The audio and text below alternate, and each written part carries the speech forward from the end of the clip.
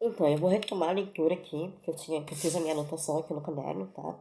Para não perder o raciocínio.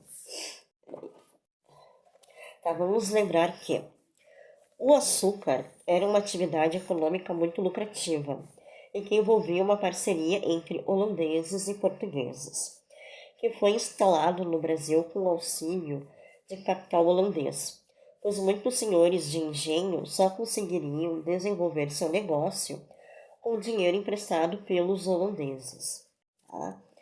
Além disso, a Holanda participava do refino do açúcar e de sua distribuição pela Europa. Dessa forma, os holandeses tinham uma participação relevante nessa atividade. Então, vamos lembrar. O foco principal dos três principais comerciantes, lá no capítulo 1 e 2 do Celso Furtado, os três principais comerciantes da Europa, que o Celso Furtado deixa bem claro lá no início do livro, são a Holanda, a França e a Inglaterra. E eles estão de olho na Espanha, por causa daquela riqueza de recursos minerais, de metais preciosos, de ouro, prata e tudo mais. Então, o foco principal desses três principais países, Holanda, França e Inglaterra, é a Espanha. Tá? E aí, o que, que acontece? Os holandeses se infiltram em Portugal, né? Eles querem chegar no Brasil de qualquer jeito, né? Querem chegar na colônia espanhola pelas Américas de qualquer jeito, né? E eles começam pelo Brasil. Aí começa a ter uma boa relação comercial entre a Holanda e Portugal. Portugal começa a focar no açúcar para não focar muito na mineração dentro do Brasil. Eles vão começar a produzir açúcar dentro do Brasil, colônia portuguesa. E eles acabam tendo uma boa relação com os holandeses no comércio, porque o livro deixa, o Celso Furtado deixa bem claro que o monopólio da navegação da Europa para as colônias é da Holanda. A Holanda conhece toda a parte de navegação da Europa. É eles que dominam a navegação. É um monopólio. Quem faz toda a navegação da Europa entre os europeus é a Holanda. E é a Holanda que faz a rota também comercial com as colônias, né? Com a colônia portuguesa e a colônia espanhola. É um monopólio. E, como, e aí eles querem se infiltrar nas Américas, né? Principalmente na colônia espanhola. E a Holanda vai se dar muito bem com os portugueses. E aí a Holanda oferece ajuda financeira aos senhores de engenho, aos capitalistas, né? E eles vão ajudar tanto na máquinas e equipamentos quanto em dinheiro os portugueses na produção de açúcar dentro do Brasil. Tá? E aqui está dizendo assim, além disso, a Holanda participava do refino do açúcar, porque antes Portugal tinha que levar lá para a Itália, lá na Veneza, porque era um monopólio veneziano o refino do açúcar. Só os venezianos faziam a refinação do açúcar, então os portugueses tinham que levar o açúcar para a região veneziana, porque era um monopólio veneziano. Tá? E com a ajuda dos holandeses, e termina esse monopólio, porque os holandeses também vão participar do refino do açúcar, junto com Portugal. Eles vão refinar o açúcar brasileiro, né? E de sua distribuição pela Europa, porque é um monopólio holandês.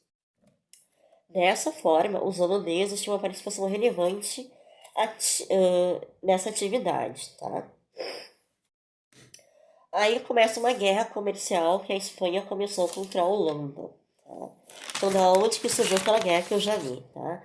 No início do século XVI, a atual Holanda fazia parte do Império Espanhol, mais especificamente dos Países Baixos, que incluíam também a Bélgica. Em 1581, a Holanda se tornou independente e suas relações comerciais com as colônias ibéricas foram rompidas. Tá? Ou seja, os holandeses, no entanto, estavam em guerra contra os espanhóis desde 1568, tá? Porque houve uma independência da Holanda com a Espanha. Então, os holandeses, no entanto, estavam em guerra contra os espanhóis desde 1568. Tá? Lembrando que o Celso Furtado vai falar da trégua, né? Que vai ter uma trégua nessa guerra entre a Holanda e a Espanha de 1609 a 1621. É uma guerra de 12 anos. só um pouquinho. O nariz começou a escorrer.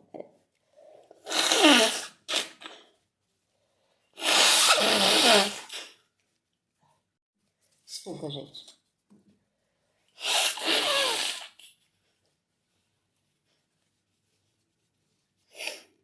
Desculpa.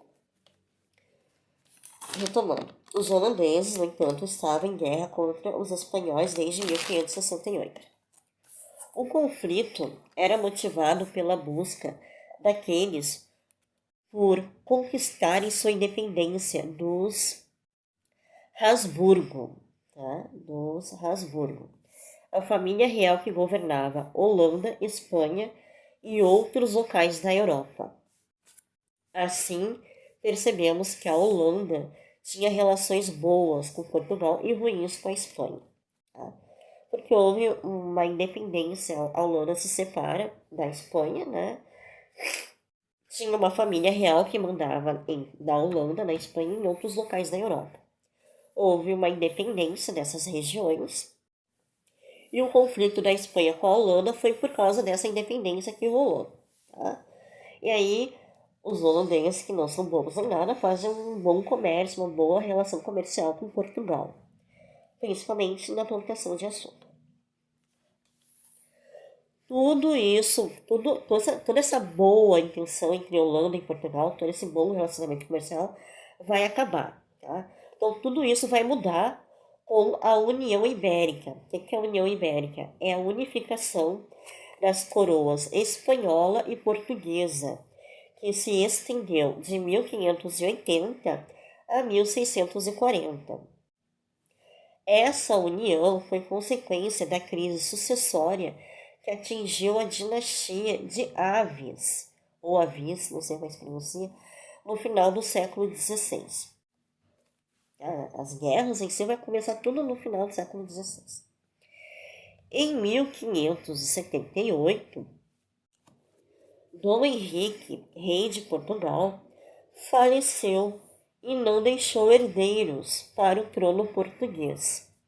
Assim, 3 postulantes que possuíam parentesco com ele solicitavam o direito de ocupar o trono de Portugal. O vitorioso nesse cenário foi Filipe II da Espanha, o rei espanhol. Com a coroação de Filipe II, o trono de Portugal passou a ser ocupado pelo mesmo rei que governava a Espanha, resultando na unificação das duas coroas. Sendo assim, o território português e todas as suas colônias vinculavam-se à Espanha, e os inimigos deles passaram a ser inimigos de Portugal.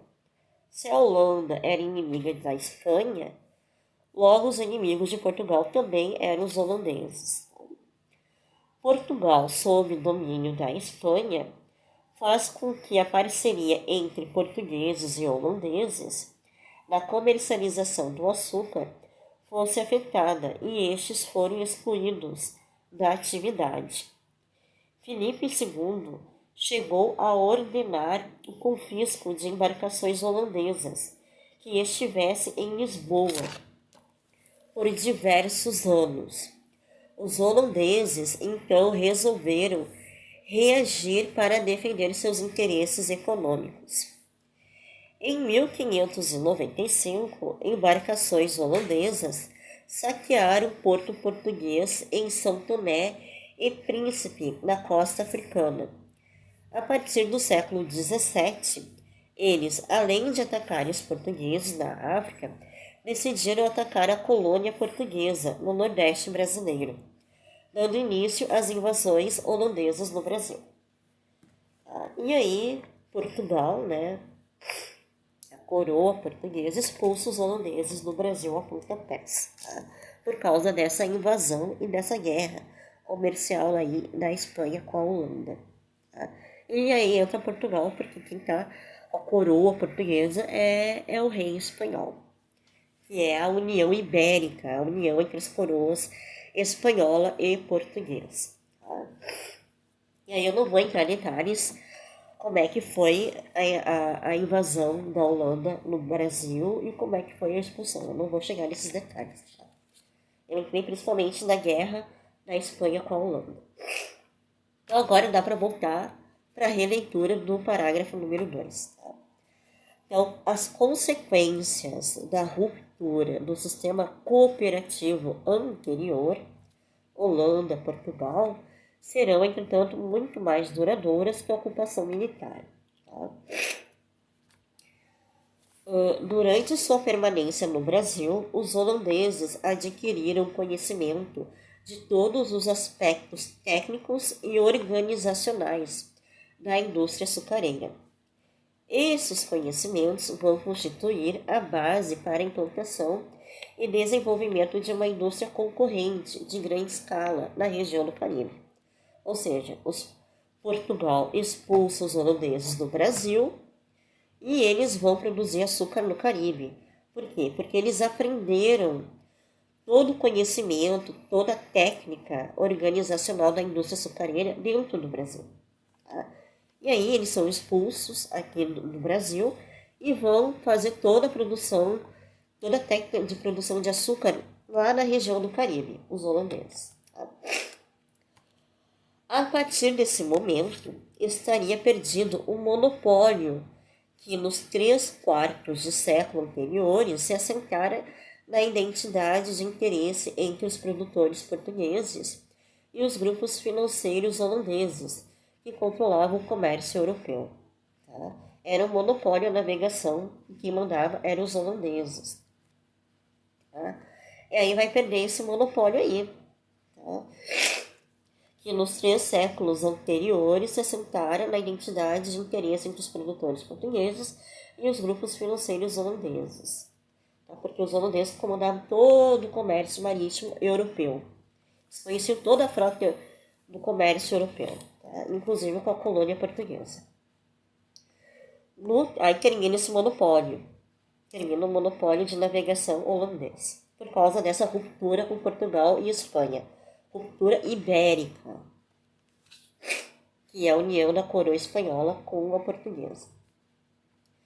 No 3º quartel do século XVII, os preços do açúcar estarão reduzidos à metade e persistirão nesse nível relativamente baixo durante todo o século seguinte.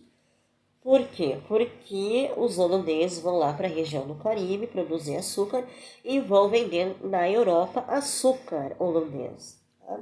E vai concorrer com o açúcar espanhol e com o açúcar português. Então, no 3º quartel do século XVII, os preços do açúcar estarão reduzidos à metade e persistirão nesse nível relativamente baixo durante todo o século seguinte. Lá no início dos capítulos do Celso Furtado, ele fala que vai deixar de ser um monopólio a refinaria do açúcar, que é a refinaria veneziana, e vai se tornar uma concorrência por causa dos holandeses, a refinaria. Vai se tornar uma concorrência perfeita, tá? Essa disputa de açúcar. Aí, com a ruptura de Portugal com a Holanda e com a Espanha, entra o açúcar da Holanda, lá na região do Caribe. Então vai ser a concorrência perfeita, tá? Ele deixa bem claro da concorrência perfeita. Eu não sei qual foi a observação da concorrência perfeita. Deixa eu ver aqui se eu acho aqui no livro sobre a concorrência. Foi lá no início do livro, sobre a concorrência do açúcar. Que eu falo do monopólio, oligopólio. Eu acho que foi no capítulo 1. Deixa eu ver se eu acho aqui. Deixa eu folhear aqui o livro um pouco. Aqui.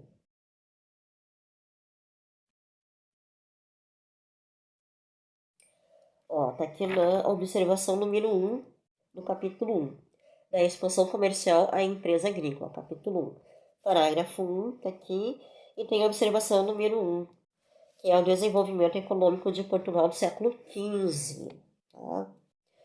Que diz assim: a exploração da costa africana, a expansão agrícola das Índias do Atlântico e, finalmente, a abertura da rota marítima das Índias Orientais constituem um fenômeno autônomo, na expansão comercial europeia, em grande parte independente das vicissitudes crescentes criadas ao comércio do Mediterrâneo Oriental pela penetração otomana. A produção de açúcar na Madeira e São Tomé